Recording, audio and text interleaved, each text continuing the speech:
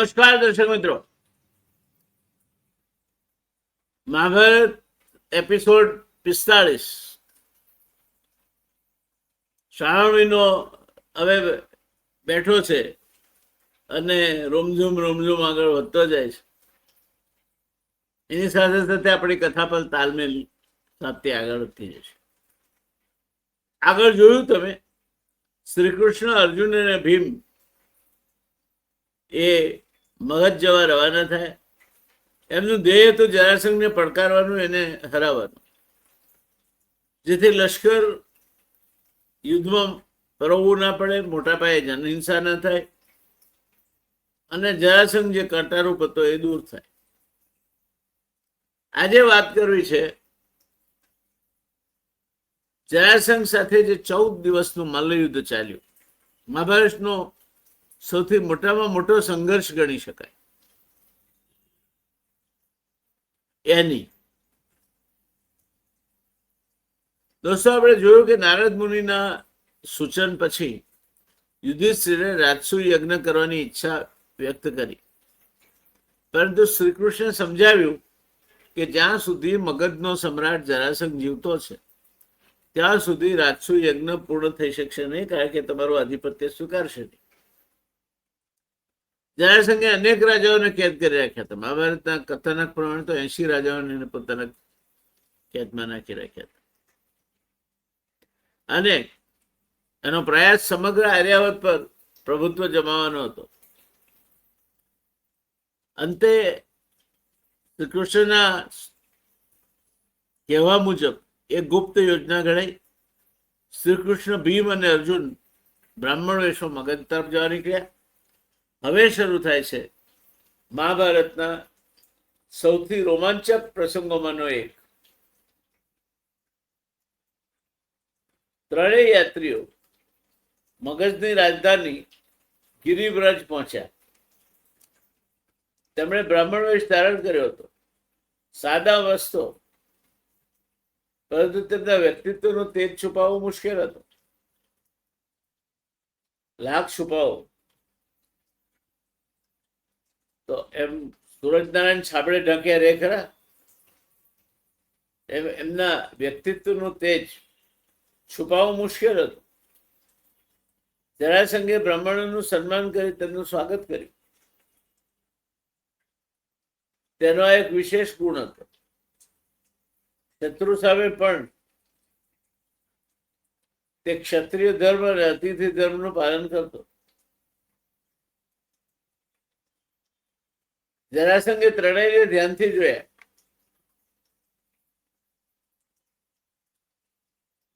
આટલો મોટો રાજા અને ભારત વર્ષના ચક્રવર્તી સમ્રાટ બનવાનું જેનું ધ્યેય હોય એ નાનો સુધો માણસ તો ના હોય, બુદ્ધિશાળી તો હોય ને. એટલે એને ત્રણેય સામે જોયું ને પછી હસીને બોલ્યો, તમે બ્રાહ્મણ જેવા દેખાવ છો, પણ તારા ખભા પર ધનુષના નિશાન છે, તમારી ચાલ યોદ્ધાઓ જેવી છે. સાચું કહો, કોણ છો તમે? શ્રી કૃષ્ણને લાગ્યું કે હવે સત્ય છુપાવવાનો કોઈ અર્થ નથી. તેમણે કહ્યું, હું વાસુદેવ કૃષ્ણ છું, આ અર્જુન છે, આ ભીમ છે. સભામાં સન્નાટો છવાઈ ગયો. જરાસંઘે શ્રી કૃષ્ણને જોઈને કહ્યું, અલ્યા ગોવાળિયા, તું તો મથુરા છોડીને ભાગી ગયો હતો. આ સંદર્ભમાં એ શ્રી કૃષ્ણના રણ છોડ એટલે કે રણ છોડવું, રણ એટલે યુદ્ધનું મેદાન અને છોડ એટલે એને છોડીને ભાગી ગયો, એ શ્રી કૃષ્ણના સંદર્ભમાં એને રણછોડના મેળે પાડ્યું હતું. શ્રી કૃષ્ણ શાંત રહ્યા. તેમણે કહ્યું, અમે યુદ્ધ માટે આવ્યા છીએ.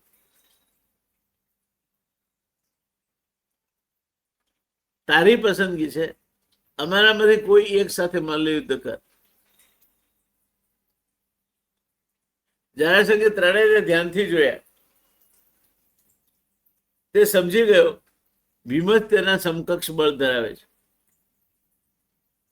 નબળા સાથે લડવું નહીં એ દરેક શૂરવીરનું એક લક્ષણ હોય છે. એ લડે છે તો પણ પોતાના સમકક્ષ જે હોય તેની સાથે લડે છે, નબળા માણસ સાથે નથી લડતો. એટલે એને ભીમને પસંદ કર્યો. અને બીજા દિવસે મલ્લ યુદ્ધ શરૂ થશે એવી જાહેરાત કરવામાં આવી. એને ત્યાર સુધી પોતાના સેવકોને સૂચના આપી જરાસંઘે કે આમને અતિથિઓને આપણા અતિથિ ગૃહમાં ઉતારો આપો, એમને ઉત્તમ પ્રકારની સવલતો મળે તે જુઓ, ક્યાંય ખામી ન વર્તાવી જોઈએ. ત્રણેયને લઈને સેવક ચાલી નીકળ્યો. આ લોકો પાસે કોઈ શસ્ત્ર નહોતા, કોઈ રથ નહીં, કોઈ બાણ નહીં.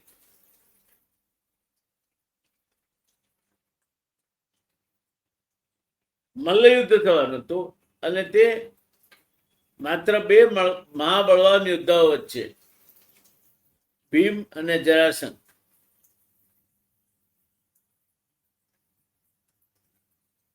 આના સાદા અને સરળ નિયમ પ્રમાણે બંને એકબીજાને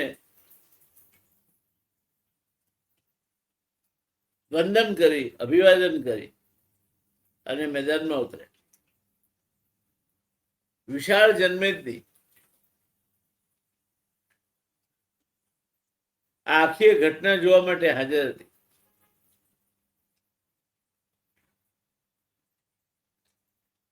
પહેલો દિવસ બંને એકબીજાને જોરદાર પકડમાં લીધા. ક્યારેક ભીમ જરાસંઘને ઉંચકી લેતા, ક્યારેક જરાસંઘ ભીમને જમીન પર પટકતો. સમગ્ર મેદાન ગર્જનાથી ધ્રુજી ઉઠતું.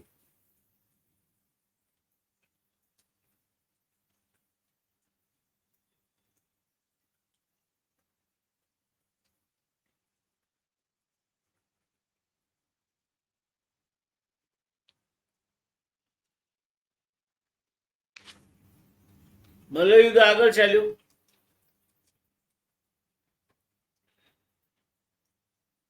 પહેલો દિવસ પસાર થયો. પહેલા દિવસે ખેલ બરાબરીનો રહ્યો. બીજો દિવસ, ત્રીજો દિવસ, ચોથો દિવસ, એમ કરતા કરતા 12 દિવસ પસાર થયા. મલ્લયુદ્ધનો કોઈ નિવેડો જ આવે નહીં. ના ભીમ જીતે, ના જરાસંઘ જીતે. સતત યુદ્ધ ચાલ્યા કરે. રાત્રે આરામ, સૂર્યાસ્ત પછી યુદ્ધ બંધ, યુદ્ધ વિરામ, અને ફરી સૂર્યાસ્ત થઈ ગયો એટલે રાત પડી, રાત્રે આરામ. સૂર્યોદય થાય પછી શરૂ, ફરી પાછું યુદ્ધ શરૂ થાય. આવો સંઘર્ષ, આટલો લાંબો સંઘર્ષ બે જ વ્યક્તિઓ વચ્ચેનો મહાભારતમાં અન્ય કોઈ જગ્યાએ તમને મળશે નહીં. ભીમ અને જરાસંઘ બંનેનું બળ લગભગ સમાન હતું. પેલું નાગદમન કવિતામાં આવે છે ને કે બેઉ બળિયા બાથે મળ્યા, કૃષ્ણે કાળી નાગ નાથીઓ. અહીં તો કોઈ નથાતું નહોતું. બે બળિયા બાથે મળ્યા ત્યાં સુધી બરાબર હતું. શ્રી કૃષ્ણ આખું યુદ્ધ ખૂબ ધ્યાનથી જોઈ રહ્યા હતા. તેમને ખબર હતી કે માત્ર બળથી યુદ્ધ જીતી શકાય એમ નથી. જરાસંઘમાં એક રહસ્ય હતું. જરાસંઘ મહાબળવાન હતો, પણ તેનું શરીર સામાન્ય મનુષ્ય એવું નહોતું.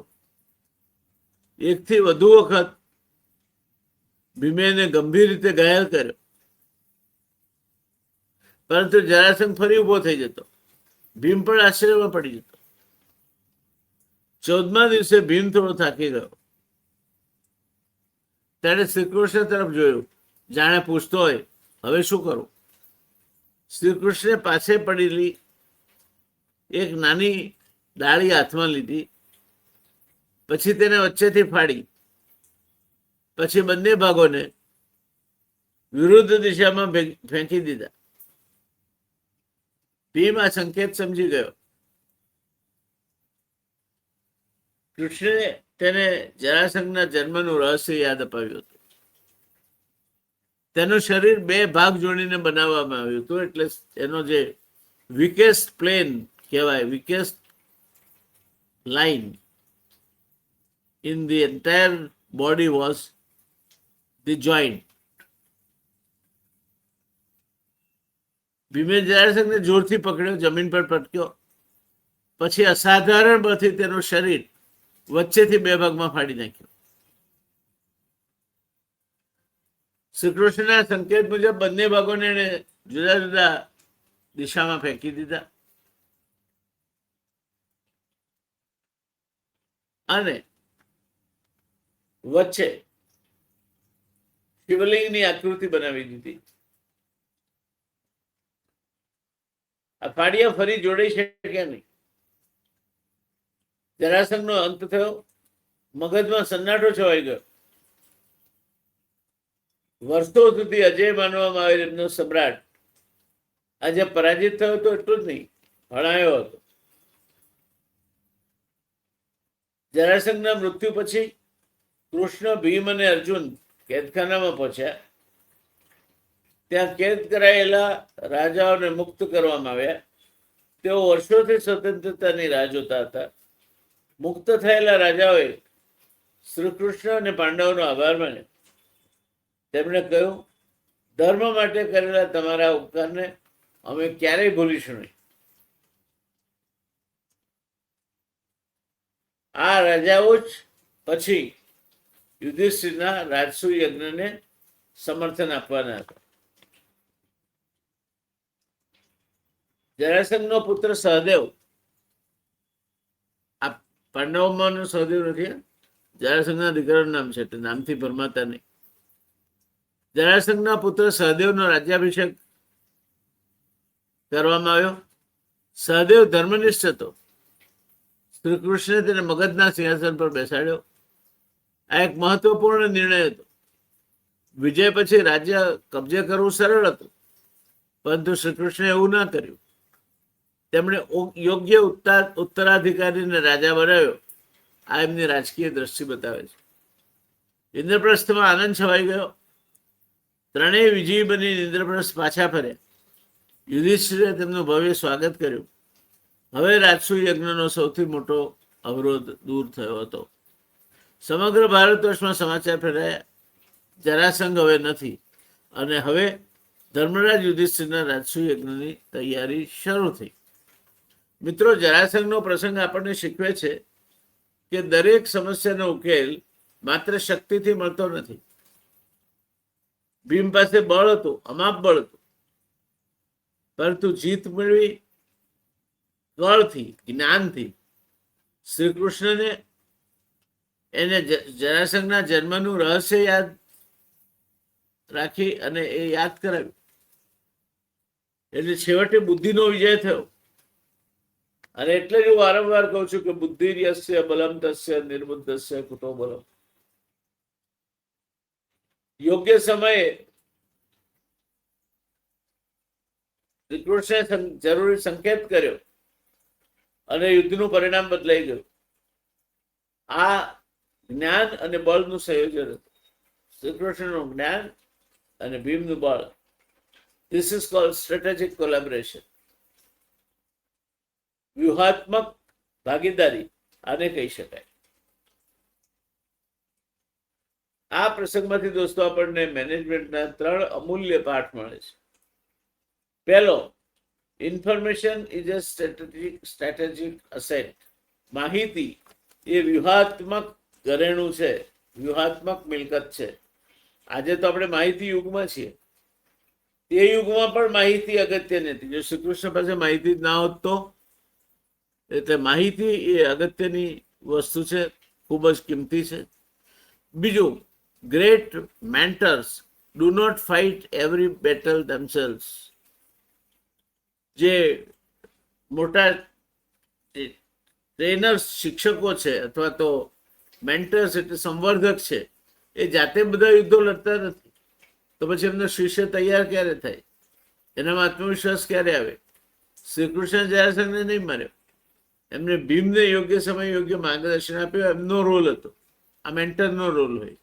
અને ત્રીજું, victory should create stability, not revenge. જીતને કારણે સ્થિરતા સ્થપાવી જોઈએ, વેરભાવના નહીં. જરાસંઘના મૃત્યુ પછી મગધને લૂંટવામાં આવ્યું નહીં. અને યોગ્ય ઉત્તરાધિકારી તરીકે જરાસંઘના પુત્ર સહદેવને રાજા બનાવી સ્થિરતા સ્થાપિત કરવામાં આવી. આ ભીમ અને જરાસંઘનું યુદ્ધ અને ત્યાર પછીના પ્રસંગોની એક ઝલક હતી. આગળ વધીશું આપણે. તેમ હવે રાજસુ યજ્ઞ કરવાનો છે યુધિષ્ઠિરને, એની તૈયારીઓની વિગતો જોઈશું. અને ત્યારબાદ રાજસુ યજ્ઞ શરૂ થાય તેના માર્ગમાં શું શું વિઘ્નો આવે છે, શું પરિણામો આવે છે ને તે પણ આપણે જોઈશું. ત્યાં સુધી જય શ્રી કૃષ્ણ. જય શ્રી કૃષ્ણ. ઓમ નમો ભગવતે વાસુદેવાય નમઃ. ઓમ નમો ભગવતે વાસુદેવાય નમઃ.